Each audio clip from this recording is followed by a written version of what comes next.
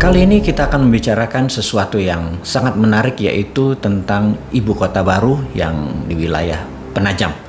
Jadi menurut pendapat pribadi, Penajam akan sulit menjadi ibu kota baru yang katanya pada tahun 2024 Penajam itu akan siap untuk menjadi pusat pemerintahan Indonesia.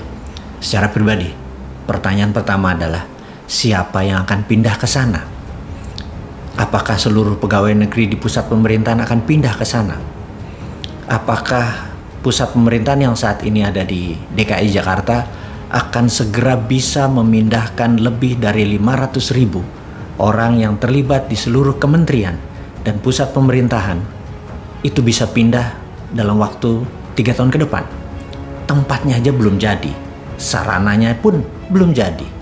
Jadi kalau kita melihat ingin memindahkan, katakanlah 5 juta orang ke Penajam tersebut, kalau kita satu hari 10 pesawat aja yang ada digunakan, satu pesawat sekitar 200 orang aja, itu 2.000 orang.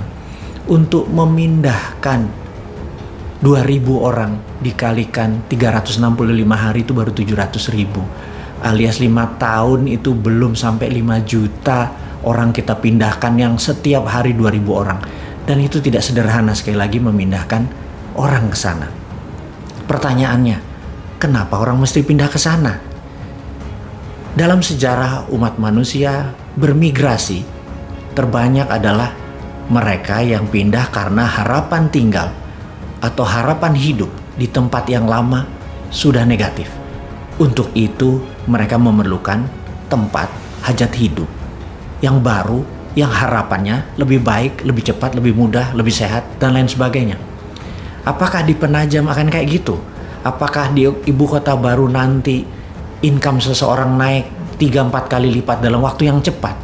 Harapan apa yang ada di sana?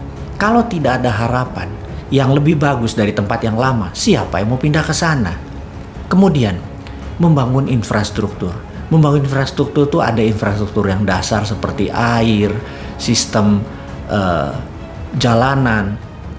Infrastruktur itu bukan sekedar benda berpindah dari satu ke yang lain. Ada banyak sarana kesehatan, dan yang paling parah adalah sarana pertahanan.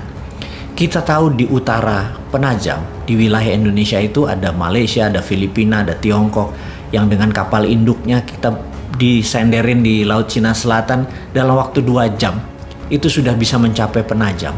Dan pangkalan militer di sana tidak ada sama sekali yang bisa mengintercept. Janganlah pernah berkata kita cinta damai, kita tidak ingin berperang dengan siapapun, kemudian kita tidak bersiap.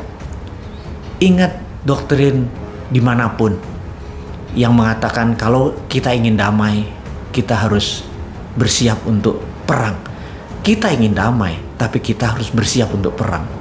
Setidaknya pangkalan militer di Kalimantan Timur itu harus tumbuh kira-kira 10 kali atau lebih 10 kali lebih banyak dari, atau 10 kali lebih kuat dari saat ini. Ada intercept radar, ada peluru kendali, ada jet tempur, dan lain sebagainya.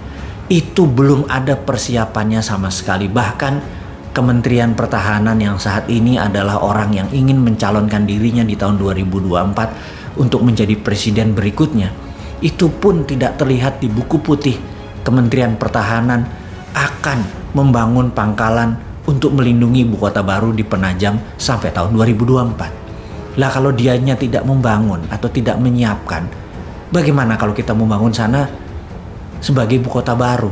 Apakah hanya membangun seperti real estate, seperti Bumi Serpong Damai, seperti Alam Sutra?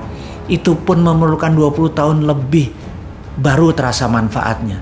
Jadi kalau dikatakan ibu kota baru nanti akan jadi tahun 2024, saya bisa katakan itu tidak mungkin. Dan banyak yang terbuai bahwa itu mungkin. Proyek itu yang terakhir yang kita mau tanya adalah, sekali lagi kita mau nanya, bagaimana cara membangunnya? Apakah dengan berhutang seperti selama ini? Saat ini aja 7 tahun itu menghutangnya hampir 5.000 triliun, menjadikan total hutang negara itu hampir 6.500 triliun dan lebih.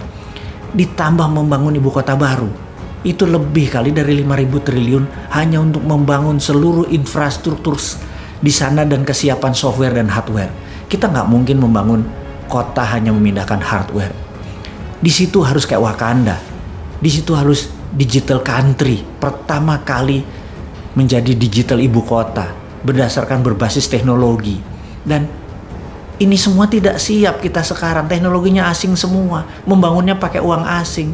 Lalu membangunnya pakai hutang. Di mana kedaulatan bangsa ini?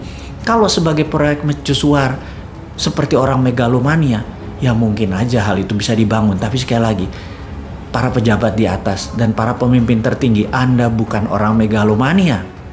Jadi jujur aja, tunggulah masa yang tepat. Saat ini belum tepat. Jadi ada baiknya kita tunda dulu membangun, atau katakanlah tutup aja, tidak usah membangun. Kita nggak pernah kita menuduh bahwa begitu tidak dibangun, wah lo tidak komitmen. Enggak, kita mengerti. Karena kalau kita dikomunikasikan, Anda sebagai pemimpin adalah directed leader, mengarahkan, menginstruksikan. Kita paham kok. Kalau pakai buzzer, pakai orang bayaran, mereka nggak paham. Mereka hanyalah karena dibayar ya mereka serang aja udah. Pokoknya apa sabdonya Anda di echo aja sama mereka, diamplifikasi aja tanpa melihat bahwa implikasi itu sebenarnya tidak begitu maksud Anda. Sekarang Anda harus menjadi directed leader. Katakan tidak jadi membangun penajam. Katakan akan di-review ulang karena masalah pendanaan. Bukan masalah yang lain. Menurut saya, hemat saya, ini adalah masalah pendanaan. Tapi kalau ditanya, oke, apa kamu cuma mengkritik atau menyinyir doang? Enggak begitu. New Mind punya solusi. Dari dulu, New Mind punya solusi. Dan pindahnya pusat pemerintahan tadi bukan ibu kota loh. Jadi membedakan.